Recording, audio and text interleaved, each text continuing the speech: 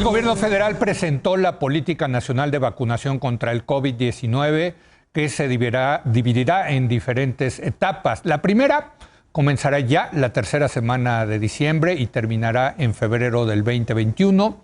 En adelante, la aplicación de la vacuna será calendarizada de acuerdo a la edad de la población, comenzando con los de mayor edad.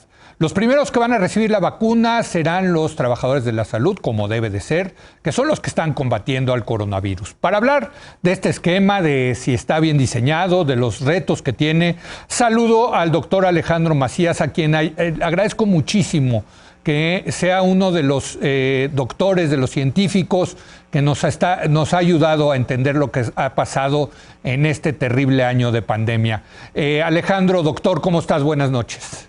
Bien, Leo, gusto de estar con tu auditorio. Buenas noches. ¿Cómo ves el tema de la vacunación, el programa de vacunación? Estamos hablando ahorita de la vacuna que sacó Pfizer, sí, que es la que ya fue aprobada en el Reino Unido, en Canadá, está por aprobarse en Estados Unidos. Entonces ya, digamos, las autoridades regulatorias importantes de los países desarrollados ya les dio el visto bueno.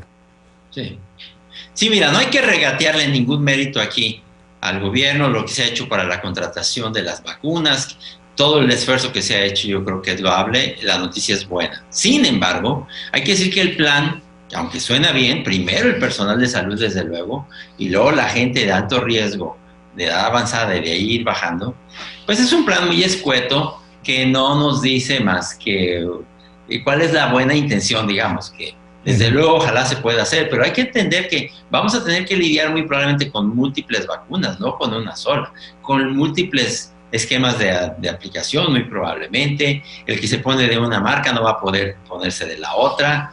Entonces, creo que al plan todavía le falta, pues, cuántas de cada una, en qué momento, cómo se van a distribuir, en qué estados, de qué compañías. A ver, déjame interrumpirte ahí, Alejandro, porque esto me parece muy interesante. Si me pongo yo la vacuna de Pfizer, ¿ya luego no me puedo poner la de AstraZeneca? Sí, ya no. Son dos vacunas distintas de dos requerimientos diferentes. Sí. Funcionan completamente igual. Perdón, diferente. Producen anticuerpos los dos, pero el mecanismo es diferente y no puedes revacunar una con la otra. Pero entonces, por ejemplo, cuando nos ponen la vacuna a los niños de polio, sarampión, etcétera, es de una sola empresa.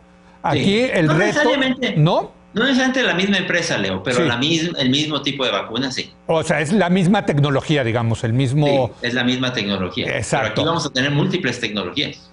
Eso está interesante, fíjate, porque entonces, ¿cómo va a decidir el gobierno a estos los de Pfizer, estos los de AstraZeneca, estos los de, pues no sé, los de los chinos, ¿cómo se llama? CanSino. CanSino, exacto. CanSino. O Sinovac, que es otra. O Sinovac. ¿Cómo van a decidir? Es que eso es lo que no está todavía en el plan, ¿verdad? Porque todavía no hay fechas de entrega. Sí, no puede decirse que la misión está cumplida. Se puede decir, estamos en vísperas de que esto se cumpla. Aquí ya tenemos una pizcachita, una poquita para empezar, pero todo eso tiene que quedar en un plan mucho mejor definido. ¿Cuántas compañías? ¿En qué estados? ¿En dónde vamos a poner de una? ¿En cuánto vamos a poner de otra? Los mecanismos de transporte no son los mismos, el almacenamiento que requieren unas no son iguales que las de otras. Entonces va a ser un plan muy complejo. O sea, es un tema de logística, Es un tema de logística, ¿no? Sí, es de logística. Porque por fortuna en México la gente se deja vacunar sin problema, la gran mayoría. Entonces, no vamos a tener ese problema que van a tener. Desde luego tiene que haber una campaña de educación y comunicación importante, pero no vamos a tener el problema que tienen otros países para vacunar. Sí, que esa tontería de los que están en contra de las vacunas, que se creen todos los fake news y bueno, pero es otro tema que ya platicaremos algún día, espero, Alejandro, porque sí es demencial, absolutamente demencial. Es que nos quiere controlar Bill Gates con un chip que nos van a meter en la vacuna. Hazme favor. Sí, como alguien puso un Twitter, los que piensan eso efectivamente necesitan el chip de Bill Gates, pero bueno, Dicen que la vacuna es para matarle las neuronas. Yo digo, pues ¿cuáles neuronas? Ahora, déjame preguntarte, no sé si sepas, ¿en otros países sí se decidieron solamente por una vacuna? No, mira, casi todos están poniendo, nadie está poniendo los huevos en una sola canasta, es que no te la puedes lanzar. Fíjate, si México se hubiera ido nada más por la vacuna de AstraZeneca, que sonaba tan bien, tan fácil de transportar y tan económica, resulta que por un error en la investigación se ha detenido y no sabemos cuánto tiempo vaya a tardar en llegar. Es una buena vacuna, pero está detenida. Está detenida. Si te vas con una sola, te quedas a lo mejor colgado de la brocha. Y la otra que al parecer va bien, que es la de Moderna, pues creo que México no le entró, ¿no? A comprar dosis era una de Moderna. Vacuna, hasta donde yo entiendo, mucho más costosa que la propia vacuna de Pfizer, ¿verdad? O sea, que yo creo, por lo que he leído, que valía prácticamente el doble y no estaba en los planes esa vacuna. En eso yo creo que hay buen tino, porque pues la de Pfizer, finalmente, el transporte, la propia compañía Pfizer se está encargando de la logística del transporte y de las cajas en donde va a menos 70 grados y la entrega ya al punto de aplicación en donde se puede descongelar y te da 5 días para aplicarla. Entonces, eso lo ha trabajado muy bien Pfizer. Bueno, entonces te está ayudando Pfizer con la logística, digamos. Claro. Ya lo único que tienes que poner tú es digamos, en los últimos, el último punto de aplicación, ¿no? Claro, nomás que son 34 millones de Pfizer, es bueno para 17 millones de mexicanos, pero hay que vacunar arriba de 70 millones de mexicanos. 60. Claro, porque son 2 dosis que se tienen que poner en un periodo de 21 días, ¿verdad, Alejandro? Sí, no hay merma, porque siempre hay un poquito de merma en la aplicación también. Entonces, no, vamos a depender de muchas vacunas. Y ojalá también, Leo, de una vacuna mexicana. Hay que decir que en México se está estudiando, la UNAM, compañías privadas, están tratando de tener la vacuna mexicana, a lo mejor para mediados o finales del año que entra también, porque nos va a ayudar también a recuperar un poco esa soberanía de vacunas que llegó a tener México. México era productor de vacunas y prácticamente nos volvimos nada más comercializadores. Entonces, eso también habrá que aplicarlo, que será parte en el futuro de la seguridad nacional. No podemos estar así.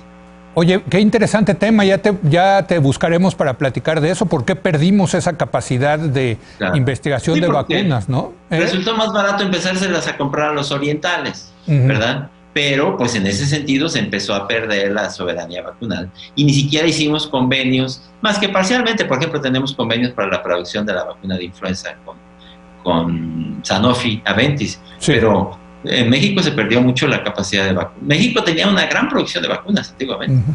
Déjame preguntarte, el tema de la producción, Alejandro, ya una vez que ya se aprobó la vacuna pues de Pfizer, Moderna, AstraZeneca, etcétera, entiendo que la producción también tiene sus asegúnes, ¿no? Por ejemplo, la de la influenza, algún día me contaron cómo la producían con huevos de gallina, en fin. O sea, tiene su ciencia, no es cualquier cosa. Se dice, Leo, que cada vacuna cuesta un huevo, literalmente. Sí, exacto. Entonces, imagínate los millones y millones y millones de huevos que se necesitan para producir la vacuna de influenza. Hay nuevas tecnologías a las que poco a poco México también podría irse agregando. Y en convenios con las compañías, no hay que tenerle miedo a las compañías privadas, porque con ellos se pueden hacer convenios. Un modelo es el convenio que hizo México con Sanofi, por ejemplo, para la producción de vacuna de influenza, que en el futuro puede haber transferencia tecnológica. Sí, pero entonces la producción de estas vacunas contra el COVID-19 también tiene, digamos, ¿son complejas esta producción? Sí, es compleja. Por ejemplo, estas vacunas, por ejemplo, de RNA mensajero son complejas. En la medida que producir el RNA es relativamente sencillo, pero luego envolverlo para poderlo aplicar en la inyección se envuelven en partículas. Eso es mucho más complicado. Eso no lo podemos hacer porque no tenemos todavía esa tecnología, pero se puede desarrollar. Y tenemos otras tecnologías, por ejemplo, de vacunas como la de AstraZeneca, que es así, con más facilidad se podía transferir la producción a México en el futuro. Eso es lo que estoy pensando, Alejandro. A ver, ¿no le puedes decir, vente a poner una fábrica de vacunas aquí a México? Sí, con Pfizer es difícil y con Moderna, porque esas son vacunas difíciles de producir. Pero, por ejemplo, la vacuna de AstraZeneca se puede razonablemente bien. Hasta donde entiendo, la tecnología se podría implementar con relativa facilidad. Y hay otras, por ejemplo, de virus vivos, que el problema es hacer crecer el virus porque es peligroso, es el virus del coronavirus. Entonces, ahí tienes que manipular el virus. Hay de diversas tecnologías, pero más de algunas se podría adaptar a México. Te lo pregunto porque he leído que a lo mejor esto del COVID-19 va a ser como la influenza, que vamos a tener que vacunarnos cada año. No sé qué información tengas tú al respecto. Mira, no sé si cada año, pero lo que es evidente es que el virus llegó para quedarse y se va a agregar al repertorio de los virus que nos infectan cada año. Eso sí, no sé cuánto vaya a durar la inmunidad de esta vacuna, pero habrá que estar vacunando, por ejemplo, a los niños en el futuro, porque este es un virus que difícilmente se va a erradicar del mundo. Se va a eliminar en algunas regiones, pero no se va a erradicar. Entonces vamos a tener que necesitar la vacuna por un largo tiempo. Qué mejor que la pudiéramos producir en México. Claro. Ahora, dime, Alejandro, el tema de la distribución, para tener muy claros las expectativas de la gente, ¿tú cómo ves, conociendo México, conociendo el sistema de distribución, conociendo que también le han dado en la torre este gobierno al sistema de distribución? Danos unos tiempos realistas. ¿Para cuándo se va a tener a la mayoría de la población mexicana vacunada contra el COVID-19? Mira, si vamos rápido, yo creo que nos va a tomar el año de 2021. Todo el año. Prácticamente completo. Y para tener ya efectos de la vacunación en la población, pues a finales del 21, probablemente ya hacia 2022, poder volver a la antigua normalidad. Eso es lo más realista, porque difícilmente, mira, si ya tuviéramos hoy 100,000 vacunas todos los días, y ya las pudiéramos poner, pues en un mes ponemos 3 millones. No más que eso, hay que ponerlo 2 veces. Entonces, habríamos vacunado a 1 millón de mexicanos, 1,5 millones en un mes. En 2 años no acabamos.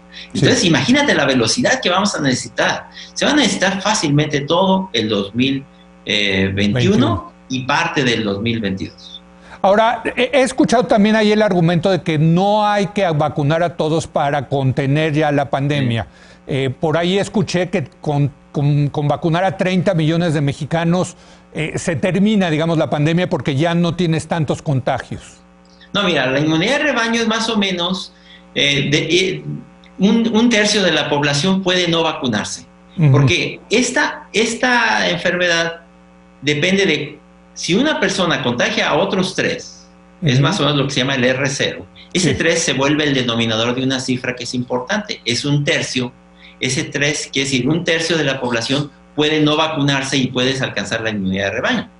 Por ejemplo, en el sarampión, que un solo enfermo puede contagiar a otro 10, pues solamente puedes dejar de vacunar 1/10 de la población. Entonces, con el sarampión sí tienes que convencerlos a prácticamente todos de que se vacunen. Con esta vacuna no. Así que el que no quiera vacunarse, pues con su pan que se lo coma, que no se vacune, porque no va a ser difícil que los demás se dejen vacunar. No necesitamos alcanzar el 90%, con el 60%.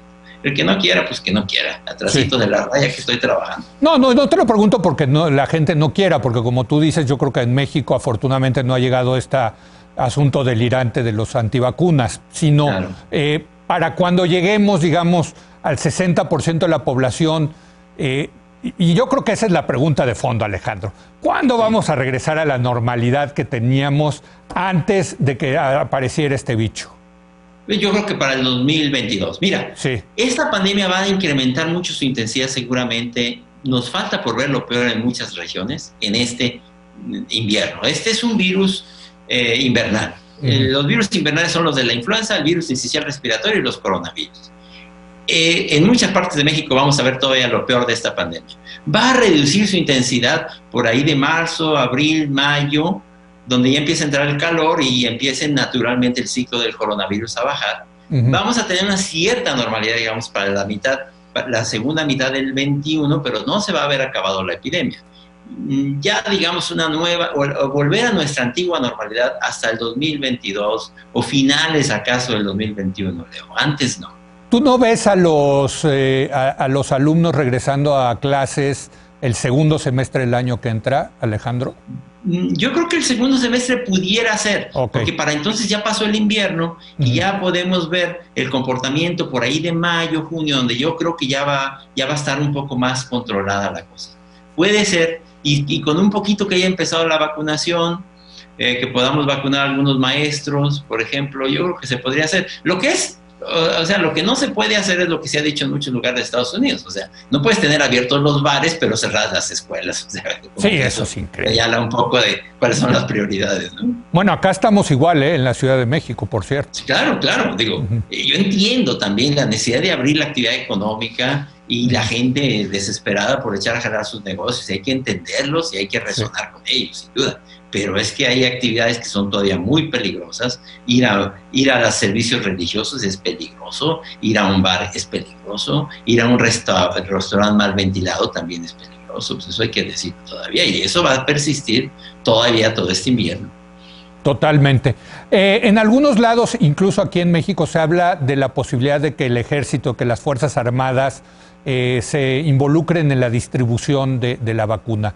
¿Tú cómo ves esto, Alejandro? ¿Es positivo? ¿Es negativo? Mira, a ver, quien tiene la experiencia es la Secretaría de Salud, los servicios de salud, la Secretaría, el Seguro Social. México ha tenido tradicionalmente muy buenos esquemas de vacunación, muy buenos apegos poblacionales, muy buena distribución de vacunas. Las tasas de apego que ha tenido México son muy buenas, mejores a veces inclusive que en países desarrollados.